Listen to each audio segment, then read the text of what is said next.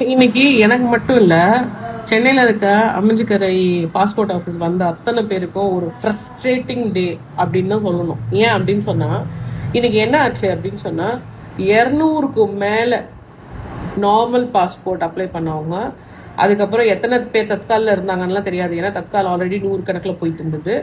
அத்தனை பேர் வந்து அங்கே வெயிட் பண்ணிட்டு இருக்காங்க. ஸ்டேஜ் ஏ கிளியர் ஆயிடுச்சு, ஸ்டேஜ் பி கிளியர் ஆயிடுச்சு, ஸ்டேஜ் சியில் ஒரே ஒரு ஆள் மட்டும்தான் இருந்தாங்க. 12 மணி வரைக்கும் டோக்கன் நம்பர் 10க்கு மேலே மூவே ஆகலை. இதில் என்ன கூத்துனா, தற்கால சீக்கிரம் முடிக்கணும், சீனியர் சிட்டிசன் சீக்கிரம் முடிக்கணும்னு சொல்லிட்டு நார்மல் பாஸ்போர்ட்டை புஷ்ஷே பண்ணல. அதுக்கப்புறம் ஏஞ்சி எல்லாரும் கூச்சல் போடவும் திரும்பி அவசர அவசரமா வந்து தற்கால இதை விட்டுட்டு நார்மல் பாஸ்போர்ட்டை மூவ் பண்ண ஆரம்பிச்சாங்க. 2-3 பேர் போய் கத்தி கேள்வி கேட்கவும் வந்து சரி நானும் வந்து ஸ்டேஜ் சி கிளியர் பண்றேன் அப்படின்னு சொல்லிட்டு கொஞ்சம் கிளியர் பண்ணாரு. அதுக்கப்புறம் ஏதோ ப்ரிஃபர்டு கேண்டிடேட் யாரோ வந்தாங்க, அவங்கள பார்க்க போயிட்டாரு. இதுல என்ன ஒரு இரிட்டேட்டிங்கான ஒரு விஷயம்னா, ஒரு அக்னாலேஜ்மெண்ட், ஒரு அஷூரன்ஸ், சரி இந்த மாதிரி ஆயிடுச்சு, ஆள் இல்லை, நீங்க எல்லாம் வெயிட் பண்றீங்க, எங்களுக்கு தெரியுது, நாங்க சீக்கிரம் முடிச்சு கொடுக்க ட்ரை பண்றோம், 200 ஆளை வர சொல்லியிருக்கோம் அப்படின்னு ஒருத்தர் கூட யாரும் வெளியே வந்து பேசல.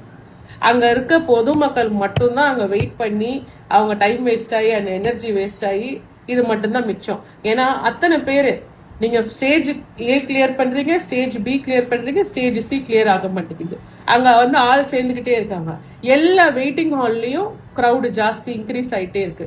இதுல வந்து சீனியர் சிட்டிசன் இல்லாம எல்டர்லி பீப்புள் இருந்தாங்க, குழந்தைங்களை கூப்பிட்டு வந்தவங்க இருந்தாங்க. நான் 9 மணிக்கு வந்த, எனக்கு அப்பாயின்மெண்ட் 10 மணிக்கு, 10லேருந்து 11:30க்குள்ள என்னோட வேலை முடிஞ்சிருக்கணும். ஆனா நான் வெளியே வந்தது 2 மணி. அப்ப எனக்கு அப்புறம் அப்பாயின்மெண்ட் வாங்கினவங்களுக்கெல்லாம் இன்னைக்கு நைட்டு தான் போல இருக்கு. இன்னும் ஆள் வந்தாங்களா ஆள் வரலையான்லாம் தெரியாது. இது வந்து அவ்வளோ பெரிய பப்ளிக் கிரீவியன்ஸ் தெரியுமா?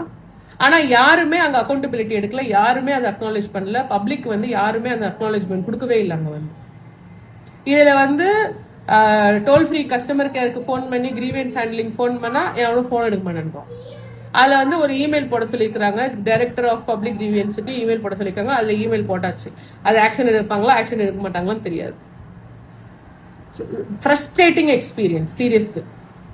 What kind of planning it is? இப்போ உங்களோட பாஸ்போர்ட் ஆஃபீஸில் இத்தனை நார்மல் அப்பாயின்மெண்ட்ஸ் இருக்கு, இத்தனை தற்கால அப்பாயின்மெண்ட்ஸ் இருக்கு, இத்தனை சீனியர் சிட்டிசன் அப்பாயின்மெண்ட்ஸ் இருக்குன்னா அதனை அப்பாயின்மெண்ட்ஸை ஹேண்டில் பண்ணுறதுக்கான மேன் பவர் பிளான் பண்ணுறது உங்களோட பொறுப்பு தானே?